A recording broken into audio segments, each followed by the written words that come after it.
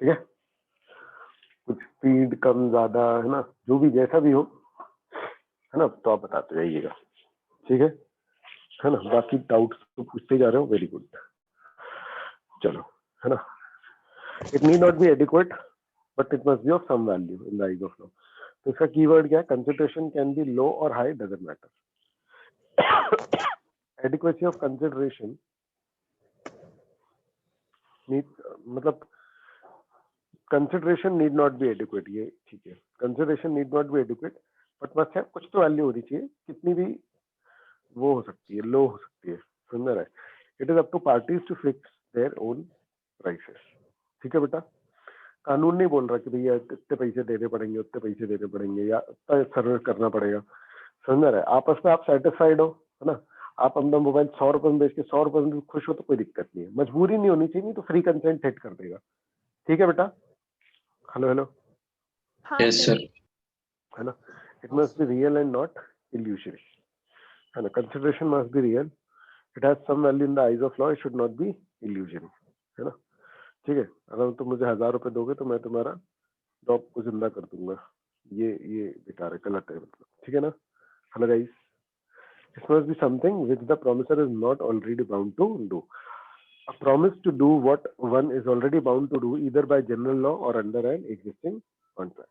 मतलब कि पहले से ही तुम्हारी वैसे जिम्मेदारी है यार करने की, तुम इसको कंसिडरेशन की तरह कहाँ प्रेजेंट कर रहे हो? गाइस समझ में आया?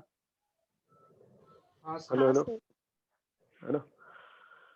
ठीक है, a paid salary for doing the job, तो वो करना ही है उसको। Promise to pay another sum of money for doing the job is without consideration. तो भैया मैं ये कर दूंगा, तो ये तो कोई मतलब का नहीं है। फिर इट मस्ट बी लॉफुल, यानी कि इलीगल नहीं होना चाहिए। हेलो गाइस, है ना। ठीक है, किसी कानून में मना है तो इलीगल है। तुमने सारे कानून तो पढ़े नहीं है, लेकिन इन जनरल अपने को आइडिया है, समझ में आ रहा है, ठीक है ना। It must not be oppose to public policy, है ना, जनहित के खिलाफ नहीं होना चाहिए, ठीक है। फिर स्ट्रेंजर टू कंसिडरेशन हो सकता है, स्ट्रेंजर टू कॉन्ट्रैक्ट नहीं चलेगा, है कि नहीं। हेलो गाइस, है ना। इसको अपन ऐसे ही बोलते हैं, इसका मतलब ये कि कंसिडरेशन कोई थर्ड पार्टी दे सकती है, चलेगा, समझ में आ रहा है। जो बंदा कॉन्ट्रैक्ट के लिए स्ट्रेंजर है उसका हमारे लिए कोई मतलब नहीं है, समझ में आ रहा है। जो पार्टी कंसिडरेशन नहीं दे रही है, समझ में आ रहा है, लेकिन पार्टी टू कॉन्ट्रैक्ट है, वो तो वैलिड है, उसकी इंपॉर्टेंस है। लेकिन जो पार्टी कंसिडरेशन दे रही है भले ही, लेकिन कॉन्ट्रैक्ट के लिए स्ट्रेंजर है, वो हमारे लिए भी स्ट्रेंजर है, ठीक है ना। मतलब इसको ऐसा बोल सकते हैं कि है ना, stranger to consideration can be a party to contract, ठीक है। Stranger to contract can not be a party to contract, है ना, ठीक है। फिर stranger to consideration, contracting party may not provide consideration. समझ में आ रहा है ये कीवर्ड्स मैंने सही लग रहे हैं आपको? हेलो बच्चों,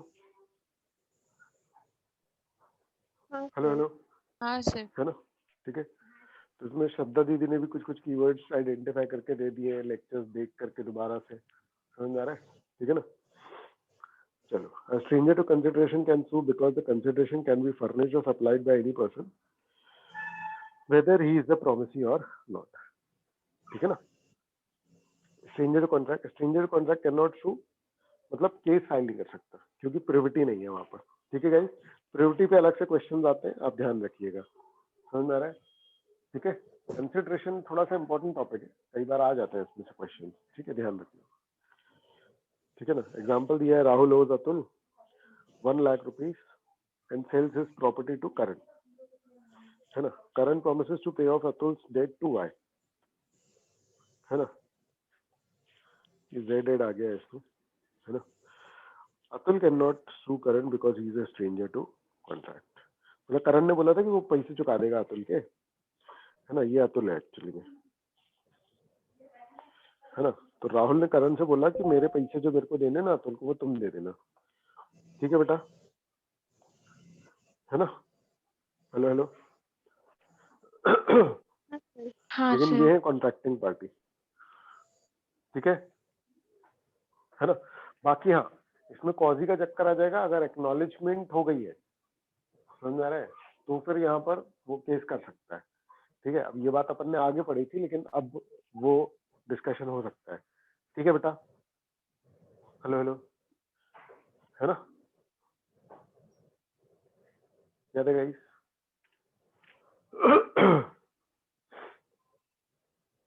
हेलो, हाँ सर। हाँ सर। एक्सेप्शन उसका क्या है?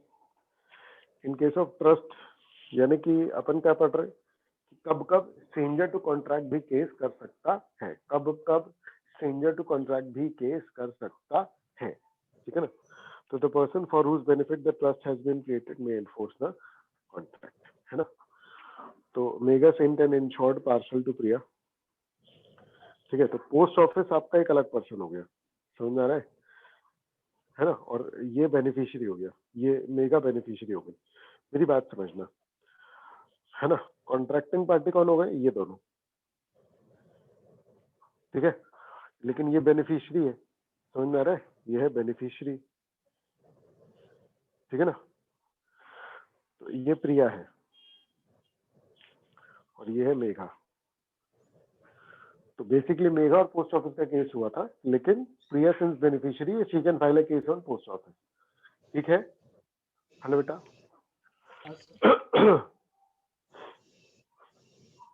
हेलो,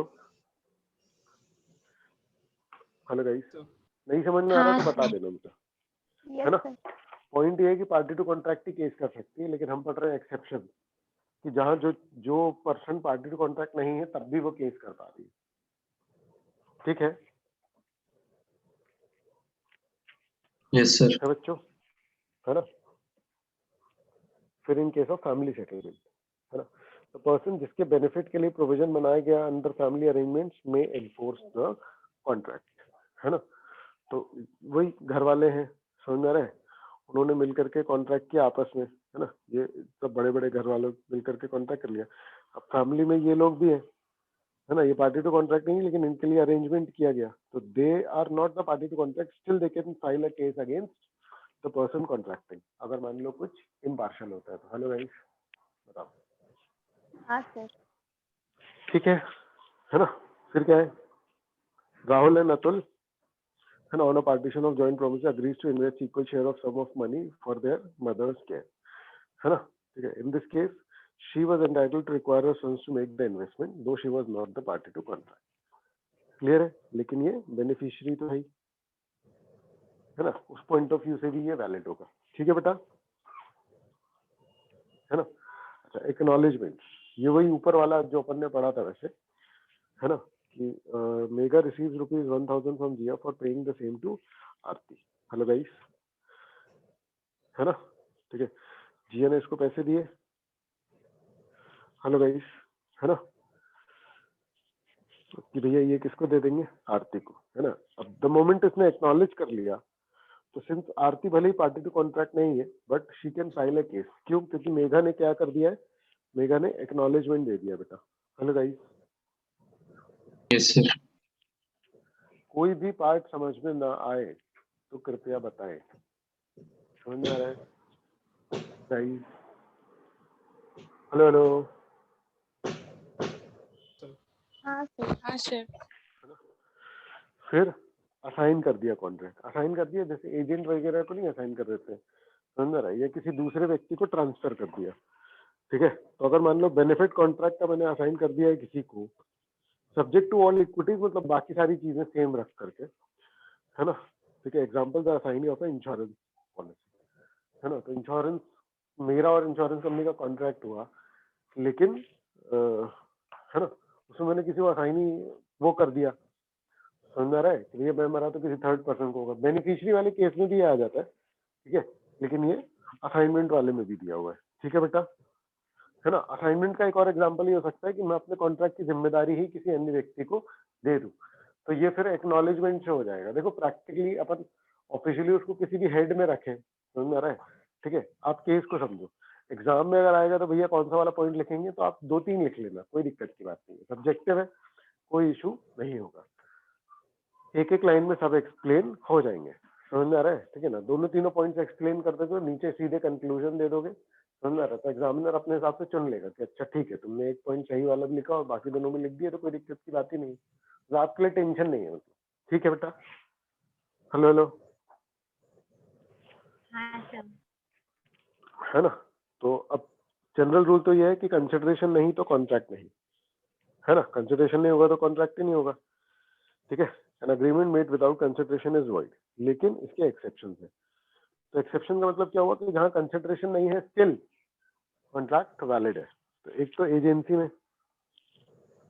है ना, एजेंसी में कोई कंसिडरेशन की जरूरत नहीं होती, ठीक है बेटा। अब देखो, है ना, रिटन, लव, नियर रिलेशन और रजिस्टर्ड, ये 4 चीजें ध्यान रखनी है आपको। Hello guys,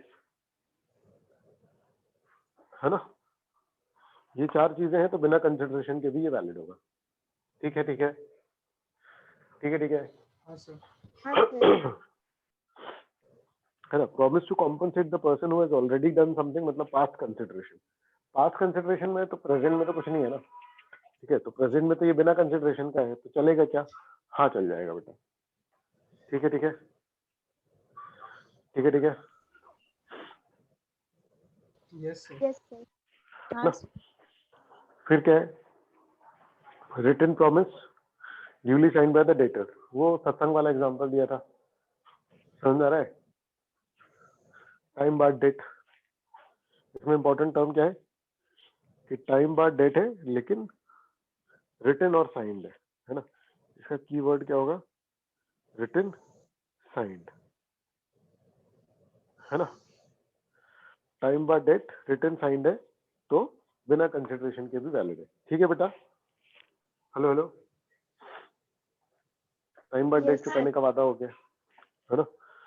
completed gift, completed gift का मतलब कि मैंने किसी को गिफ्ट का वादा किया, गिफ्ट दे भी दिया, तो अब मैं उससे उस पर वापस नहीं मांग सकता कि भैया तुमने तो मुझे कुछ कंसिडरेशन दिया ही नहीं, समझ आ रहा है? इस चक्कर में मैं वापस नहीं मांग सकता हूँ, ठीक है बेटा, है ना।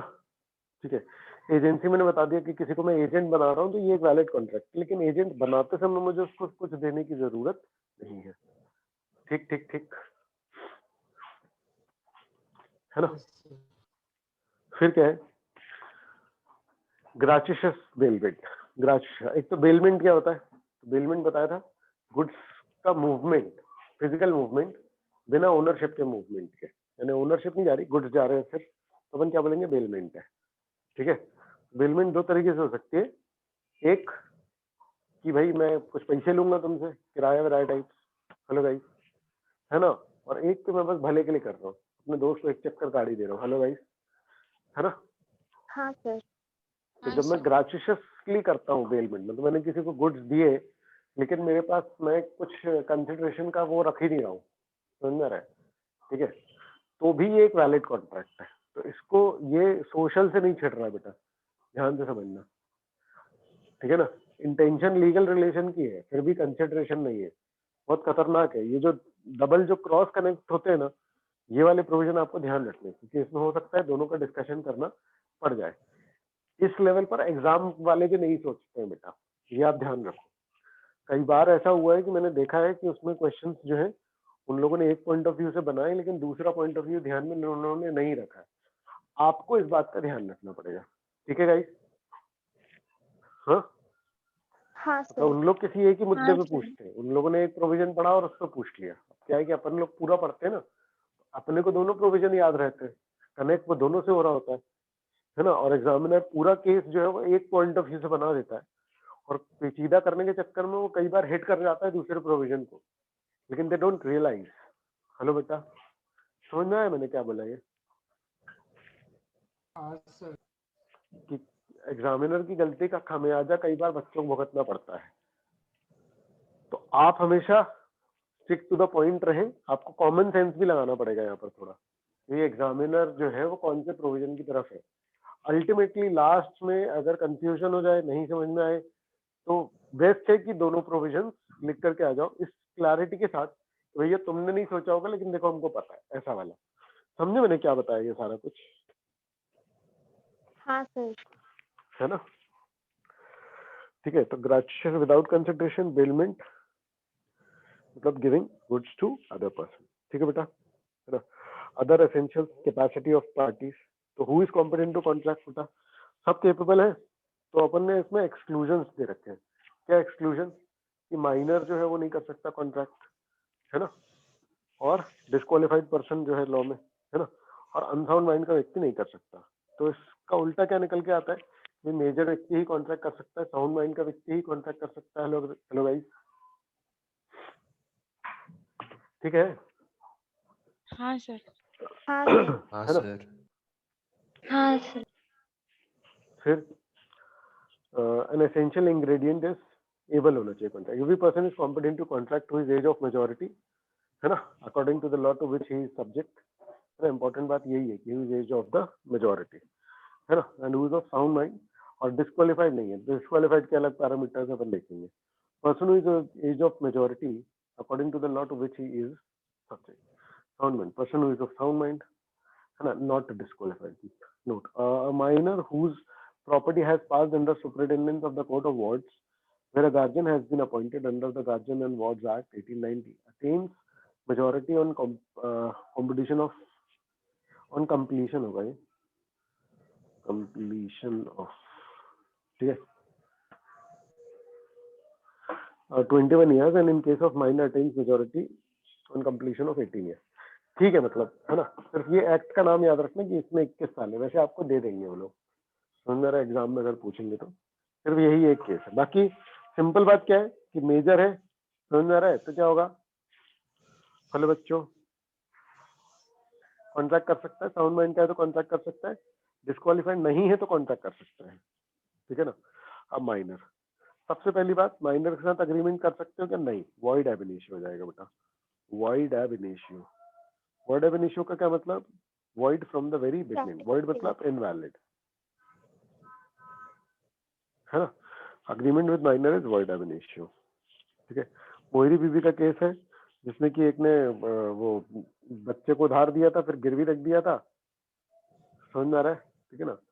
फिर बच्चा बाद में रोने लगा कि नहीं हमारा गिरवी वाला छोड़ो, तो लोग वो बड़े वाले को ही चिल्लाने लगेगी, काहे माइनर को लोन दिए तुम, समझ में आ रहा। गिरवी तो रख नहीं पाओगे इसकी प्रॉपर्टी, क्यों? क्योंकि लीगली अलाउड ही नहीं है, ठीक है ना। अब देखो, ये देखो, ये वही वाली बात है ना। मुन्ना ने राहुल से लोन लिया, बदले में प्रॉपर्टी गिरवी रख दी, है ना, गिरवी होना चाहिए, चलो ठीक है, गिरवी चलेगी, है ना। फिर मुन्ना ने लोन नहीं चुकाया, राहुल ने मुन्ना पे केस किया, मुन्ना रोने लगा, समझ में आ रहा है, ठीक है, तो मुन्ना जीत गया, है ना। हेलो गाइस, जानते हो minor can claim minority, the rule of estoppel does not apply on minor. इसका मतलब एस्टॉपल ये होता है कि अपनी कहीं बात से नहीं पलट सकते, माइनर पे लगता ही नहीं, है ना, समझ में आ रहा है, ठीक है। ध्रुव भी कभी कभी मम्मी की बात नहीं सुनता, सिर्फ मेरी सुनता है, समझ में आ रहा है, ठीक है ना, ठीक है। अर्जुन भी यही बोलता है, कभी बोल, कौन सा वाला? एस्टॉपल वाला, एस्टॉपल वाला ही तो बता रहा हूँ मैं, समझ में आ रहा है, एस्टॉपल वाला ही बता रहा हूँ, सुनो ध्यान से। एस्टॉपल का मतलब होता है कि आप अपनी कही बात से मुकर नहीं सकते, समझ में आ रहा है। माइनर मुकर सकता है अपनी बात से, रूल ऑफ, एक बार जो बोल दिया वही करना पड़ेगा, है ना। तो जैसे अर्जुन है, समझ में आ रहा है, वो कहता है कि मम्मी पापा ज्यादा किससे प्यार करते, तो कभी बोलता है मम्मी, बाद में पलट जाता है जब पापा बिस्किट लेके आते हैं या कुछ, है ना, कुछ चाहिए होता है तो, है कि नहीं, तो तब पापा सबसे अच्छे हो जाते हैं, है कि नहीं। तो ये स्टॉपल उन पे लगता ही नहीं। अब स्टॉपल को और अच्छे से मैं बताता हूँ तुमको, है ना। Minor is not stop from setting up plea of minority, मतलब पहले उसने क्या बोला कि मैं मेजर हूँ, मैं कॉन्ट्रैक्ट कर सकता हूँ, तो उसके साथ बंदे ने कॉन्ट्रैक्ट कर लिया। अब बाद में रोने लगा, कह रहा नहीं मैं तो वो हूँ, माइनर हूँ, समझ में आ रहा है। तो ये तो माइनर ने गलत कर दिया, माइनर ने गलत किया, लेकिन बेटा कानून यहाँ पर उसको बचा रहा है, क्योंकि वो तो माइनर है ना, वो तो कर सकता है। हेलो गाइस, हाँ सर, ठीक है। अपनी क्लास में कौन कौन माइनर बचा है बताना जरा, 18 साल से कम है कोई? है कोई माइकल लाल? नहीं सर, वो दिन गए बचपन लेट हो ओवर, गए सब जानने को। चलो ओके, कोई बात तभी तो नहीं, बाद में पढ़ा है ना। है ना। 14-15 साल की उम्र में पता लग जाए तो बढ़िया होता है, क्यों, है ना, सही रहेगा। चलो ठीक है ना। अब तुम 500 रुपये उधार लिए थे, मुझे वापस करो, ये बोल के लिए थे कि भैया हम बड़े हैं, समझ में आ रहा है, ठीक है। माइनर अपनी कही बात से मुकर सकता है।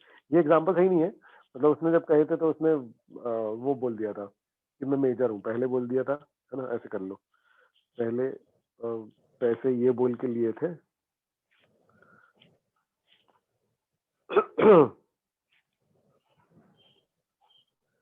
कि मैं मेजर हूँ, है ना, बाद में बोला नहीं ले ले मैं तो माइनर हूँ, तो फिर कोई चलेगा, मतलब, है ना, समझ आ रहा है। फिर in case of fraudulent representation, ये एग्जैक्टली यही है एक्चुअली, जो एस्टॉपल है और ये जो है ना, ये ऑलमोस्ट सेम एग्जांपल में कवर हो जाते हैं, है ना। तो अच्छा, अब मान लो कि उसने झूठ बोला एज को लेकर के, तो अब माइनर, ऑब्वियसली बात है, माइनर पलट गया बाद में, तो माइनर पे कोई जिम्मेदारी तो नहीं डाल सकते, लेकिन अगर उसकी जो प्रॉपर्टी लेकर के रखी हुई है माइनर ने वो ट्रेस हो जाएगी अगर, तो वो वापस कर देंगे, कॉम्पनसेशन दे देंगे। बाकी पर्सनली अगर वो, मतलब उसने खर्च कर दी, प्रॉपर्टी बर्बाद कर दी, तो कर दी बेटा। कौन? हाँ बेटा, हेलो, कोई कुछ बोल रहा है? हेलो हेलो, चलो, no ratification even on attaining majority. Hello guys, minor के समझ ने कुछ कॉन्ट्रैक्ट किया? हेलो गाइस, माइनॉरिटी के समझ ने कुछ कॉन्ट्रैक्ट किया? हेलो बच्चों, मेरी आवाज आ हाँ रही है सर। क्या? हाँ सर। हाँ हाँ सर। माइनॉरिटी के समझ ने कुछ कॉन्ट्रैक्ट किया और अब वो मेजर हो गया, तो उस पर एनफोर्स कर रहे हैं, कर सकते हो क्या? नहीं है ना, सर। एनफोर्सेबिलिटी तो नहीं सर। मेजॉरिटी में आएगी नहीं। कॉन्ट्रैक्ट होना ही कब चाहिए? जब वो मेजर है ना। अगर माइनर के टाइम का कोई कॉन्ट्रैक्ट है तो उसकी एनफोर्सेबिलिटी भी मेजॉरिटी में नहीं आएगी, क्योंकि वो तो इनवैलिड ही था। इसीलिए no ratification even on attaining the age of majority. ठीक है, agreement with minor cannot be ratified even if he attains majority. Ratification relates back to the date of making the agreement, and therefore an agreement which was then void cannot be made valid by subsequent ratification. ठीक है बेटा, बोलो बोलो बोलो बोलो। हाँ ठीक sir. है, हाँ सर। फिर, है ना, ठीक है। तो मदन ने मोहन के साथ 15 जून को कॉन्ट्रैक्ट किया था जब वो माइनर था। 20 जून को मदन 18 साल का हो गया। तो क्या आप ये कॉन्ट्रैक्ट को, पुराने कॉन्ट्रैक्ट को अप्रूव कर सकता है? अच्छा, माइनर खुद भी नहीं कर सकता उस कॉन्ट्रैक्ट को अप्रूव, बेसिकली नया कॉन्ट्रैक्ट ही करना पड़ेगा। समझे? है ना, सर कॉलेज एग्जांपल्स की में ये नेसेसिटी में आती है ना, क्या चीज? कॉलेज अगर माइनर के लिए मतलब 16 इयर्स का एक बंदा है, उसकी अगर कॉलेज की एडमिशन फीस वो लोन लेके दे रहा है, तो वो उसकी नेसेसिटी में आ जाएगी। बिल्कुल बिल्कुल नेसेसिटी में आएगी। एक्चुअली बैंक वाले पता क्या करते हैं, बैंक वाले जनरली एजुकेशन लोन वगैरह देने में ना गारंटर अच्छा खासा रखवा लेते हैं। समझ में आ रहा है? तो अगर वो नहीं भी चुकाएगा ना, तो बैंक वाले परेशान नहीं होते। नहीं सर, वो समझ एक आ रहा है? क्वेश्चन आया था अभी मॉक टेस्ट में कि एक अच्छा, बंदे से उसने पैसे लिए थे लोन और उसके पास एसेट्स थे। जब रीपे करना था तो उसने रीपे नहीं किए, बट उसके पास उससे ज्यादा वर्थ के एसेट्स थे, तो एसेट्स के थ्रू रीपे हो जाएगा अगर इन केस ऑफ नेसेसिटी है तो। हाँ हाँ हाँ, बिल्कुल बिल्कुल। ठीक है, कुछ कंफ्यूजन है क्या इसमें? मतलब क्लियर तो हो गया ना? सर बस वही था कि कुछ लोग मानेंगे कॉलेज की फीस को, एक तो 16 इयर्स का था और कॉलेज जा रहा था। अरे यार देखो एक समझो, कॉलेज। माइनर है और education is a necessity, simple simple सोचो, हाँ है कि सर। नहीं? ठीक है ना, तो कॉलेज को क्यों नहीं मानेंगे नेसेसिटी? ठीक है है ना? ठीक है, क्योंकि देखो नेसेसिटी की कोई लिस्ट नहीं है। समझ आ रहा है कि स्कूल की फीस नेसेसिटी है, कॉलेज की नहीं है, सर मतलब ये तो मैंने तो दोनों लिख दिया था सर्कमस्टेंसेस कि है। इफ कंसिडर्ड नेसेसरी तो आप एसेट से पे कर सकते हो, अगर नहीं माना जाएगा नेसेसरी तो उसको कुछ भी नहीं बहुत मिलेगा। बढ़िया, इसी को तो मैं कहता हूँ डिप्लोमेटिक आंसर लिखो हमेशा। ठीक है ना? चलो, हाँ सर। अच्छा, अब अगर अग्रीमेंट ज्वाइंटली किसी माइनर मेजर के साथ मिलकर के किए, ये देखो करंट मेजर है, छोटू माइनर उसके साथ मिलकर के मोहन के साथ इनने कॉन्ट्रैक्ट किया तो ये तो छोटू तो पतली गली से निकल लेगा, करण फंस जाएगा। ठीक है बेटा, समझ में आ रहा है? अगर नहीं निभाया तो छोटू की कोई लायबिलिटी नहीं है, करण की हो जाएगी पूरी लायबिलिटी। ठीक है बेटा? हाँ सर। है ना? Partnership, minor cannot become partner in the partnership firm. However, with the consent of all the partners, minor may be admitted to the benefits of partnership. है ना? मैंने क्या क्या बताया था? कंसेंट ऑफ ऑल चाहिए, है ना? बेनिफिट्स ऑफ पार्टनरशिप, है ना? और क्या होना चाहिए? एग्जिस्टिंग फर्म, है ना? ऑल पार्टनर्स कंसेंट और ओनली फॉर प्रॉफिट्स, ये ध्यान रखना। ठीक है बेटा? ठीक है, यही लिखा हुआ है यहाँ पर। क्या छोटू पार्टनरशिप में पार्टनर बन सकता है? नहीं, बट एक एक्सेप्शन है, छोटू पार्टनर बन सकता है अगर सारे पार्टनर सहमत है और फर्म ऑलरेडी एस्टैब्लिश्ड है, ओनली फॉर बेनिफिट। ठीक है गाइस? Yes sir. अच्छा, नोट्स के प्रिंटेड फॉर्म सबको मिल गए ना? हाँ सर। हाँ सर। हाँ सर, यही वाले बस मिले हैं कॉन्ट्रैक्ट एक्ट के। हाँ ठीक है, तो ये कंफर्टेबल है? मतलब ये एक्चुअल में आपको हेल्प कर रहे हैं या मतलब कुछ और बेहतर हो सकता था? सर या कीवर्ड्स के लिए तो काम ठीक है करेंगे? सर, बट फिर एंड ऑफ द डे कभी कभार हम लोग को बड़े आंसर्स लिखने पड़ते तो फिर वो बड़ा चढ़ा के लिखते खुद से। अग्रीड, बिल्कुल। मतलब इससे तुम्हारा पूरा ओवरऑल कवरेज के पॉइंट ऑफ व्यू ये ठीक है? मतलब क्या क्या इसमें अगर कुछ इम्प्रूवमेंट सजेशन है तो वो जरूर मैं मतलब यू आर मोस्ट वेलकम, बताओ अगर कुछ सजेशन हो पाए तो। मैंने इस हिसाब से बनाया कि भैया एक दिन में सब कवर हो जाए, है ना? सर और डिस्क्रिप्शन एक्सटेंड कर सकते हैं क्या? बड़ा होना चाहिए। डिस्क्रिप्शन इसमें थोड़ा सा और बढ़ा दे तो चल जाएगा, है ना? मतलब ये कंप्लीट हो रहा है तुम्हारा, इसको टोटल पढ़ने में अगर पढ़ के देखा है क्या तुम किसी ने ऑलरेडी पूरा? सर डिस्क्रिप्शन नहीं पढ़ा था सर, सिर्फ हेडिंग्स पढ़ी थी। हाँ, मतलब कि इसको कितना टाइम लगता है? मेरा मेन वो ये है कि इसमें कंटेंट मैक्सिमम उतना होना चाहिए कि 6 घंटे से ज्यादा ना लगे टोटल कवर करने में, तीनों एक्ट। ठीक है नहीं? अगर तुम ये काम मेन बुक से कर सकते हो तो फिर तो बेस्ट है, मतलब, है ना? ठीक है बेटा? है ना? मुझे प्लीज बता देना, है ना, मैसेज करके जो भी सर एक और चीज की सजेशन सर वगैरह टिप रहेंगे। चाहिए थी हाँ? सर। लॉ लिखने के बाद सर बीसीआर लिखा ही नहीं जाता पेपर में। मतलब सर इतनी इच्छा ही खत्म हो जाती है कि राइटिंग स्किल जो बड़े बड़े होते हैं आर्टिकल ये सब लिखने की, मतलब इतना लिख लेते हैं पहले ही लॉ के आंसर्स में, उसके बाद फिर जब लिखने बैठो आर्टिकल ये सब तो ऐसा लगता है छोड़ ही दो अब। गाइस, ये क्योंकि वो बहुत टाइम इंपॉर्टेंट ऑब्जर्वेशन है, आ ही नहीं पाता। क्योंकि क्या है ना कि दो अलग अलग बिल्कुल मेंटालिटी ही बदलनी पड़ जाती है। मतलब समझ में आ रहा है? दो सब्जेक्ट का टेस्ट होता है एक ही दिन, समझ लो ऐसा। मतलब मुझे तो पर्सनली ऐसे ही लगता है, आपको सबका अपना अपना होगा पर्सनल एक्सपीरियंस, हाँ सर, लेकिन बीसीके में काफी जाने में डिटैच बहुत जैसा है। परेशानी हो जाती है। हाँ, तो मतलब क्या बेटर है? मतलब बताओ ना, सबके काम की है ये बात तो। सर हाँ, पहले फिर एकदम बीसीके से ही बेटर? माइंड स्विच करना पड़ता है।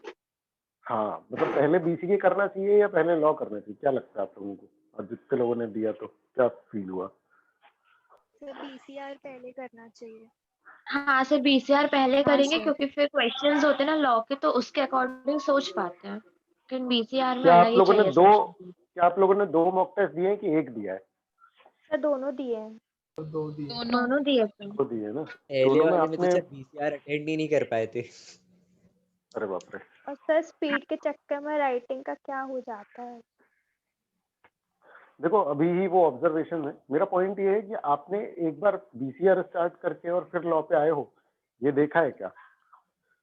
क्योंकि सर उसमें भी सर अभी हो टाइम सकता है लग कि वो जाता बुरा है लगे।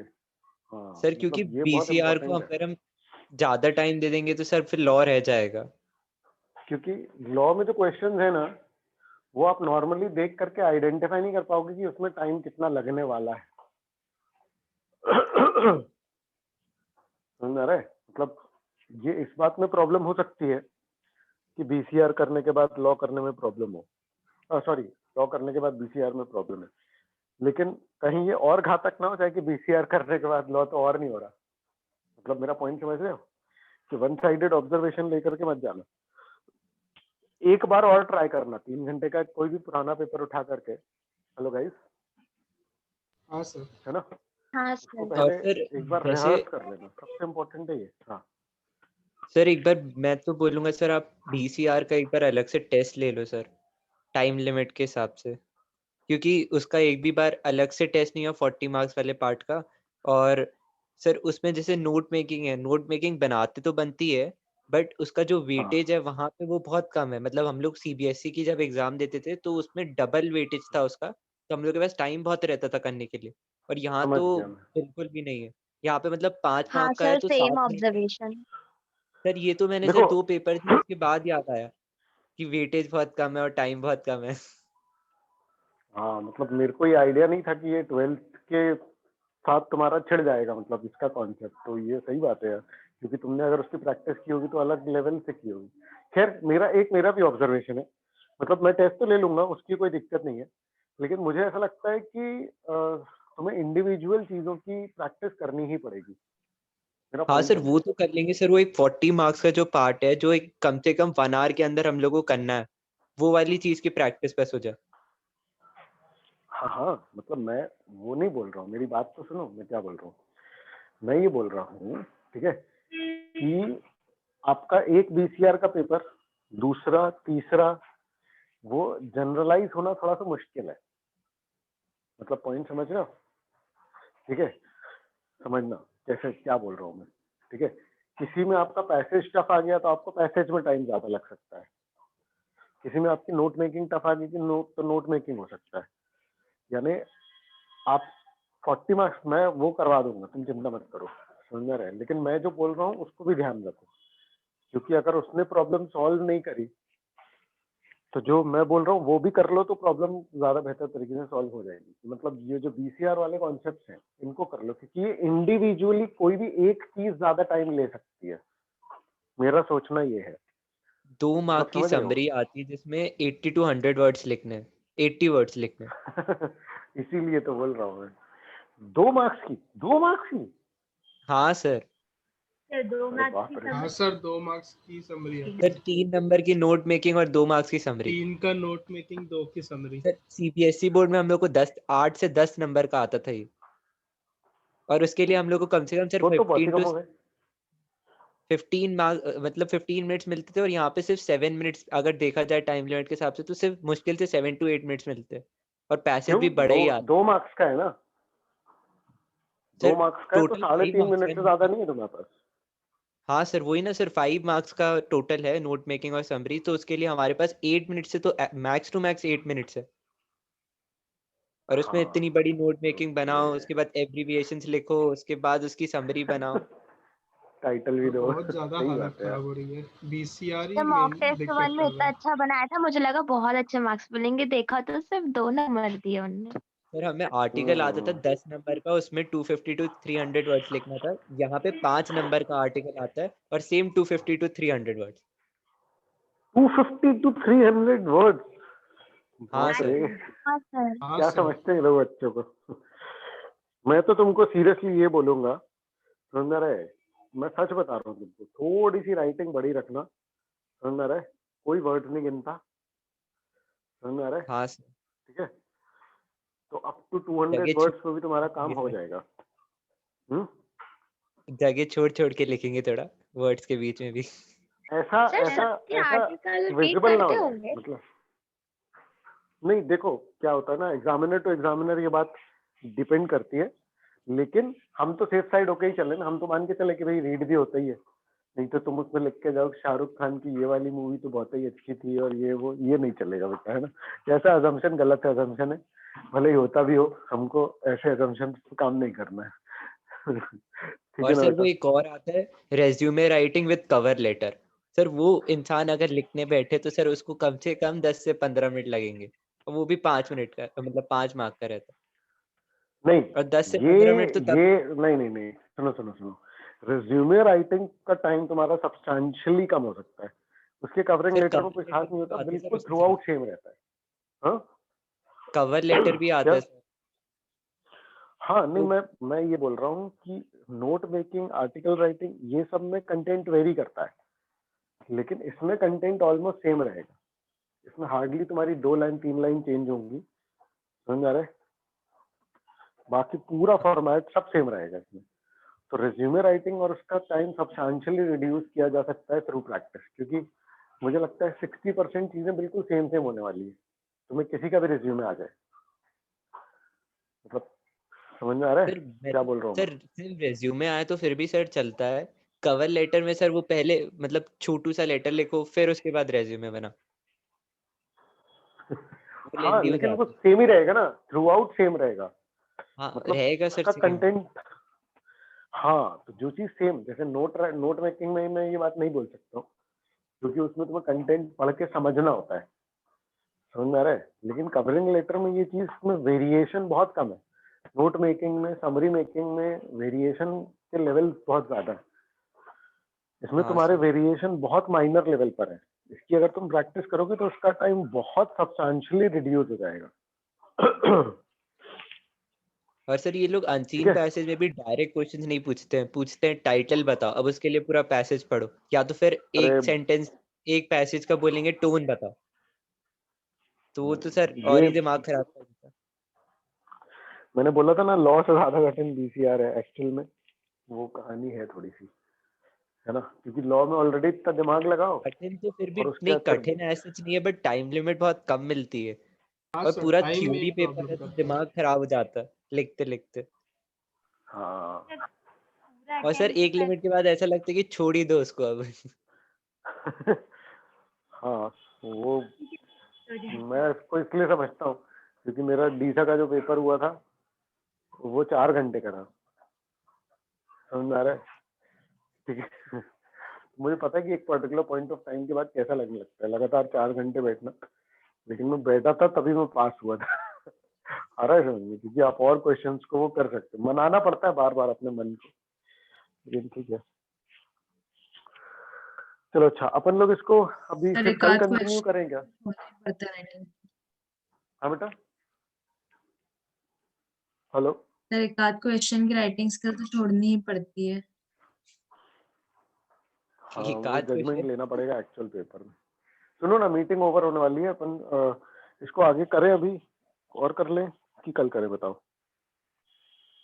सर कल ही कर लेते हैं। कल करते हैं सर। सर एग्जाम्स का पक्का है इस बार होंगे? हो ही जाएगा। हाँ बेटा, मुझे बहुत स्ट्रांगली लग रहा है कि इस बार एग्जाम्स होंगे ही होंगे। सारा मार्केट खुला हुआ है, सब खुला हुआ है यार, मैं सच बता रहा हूँ, इस बार होंगे ही होंगे। चलो भाई। सर वो आईसीआई के प्रेसिडेंट का नोट भी आया था सर इस बारे में। सर वो तो दिवाली का आफ्टर इफेक्ट बताएगा। मीटिंग ओवर होने वाली है, 1 मिनट से कम बचा है, कुछ सेकेंड्स ही होंगे। ठीक है गाइस, ठीक है सर, तो बाय कल सर, कल गुड डे सर। करते हैं। Bye sir. हाँ सर, थैंक यू सर। चलो गाइस, थैंक यू सर। मिलते हैं अपन फिर, है ना? व्हाट्सएप पे बात करते हैं, थैंक यू सर। ठीक है ना? Bye sir. Thank you sir. जो भी कंसर्न होंगे तो वो व्हाट्सएप कर देना मेरे को, है ना? उनको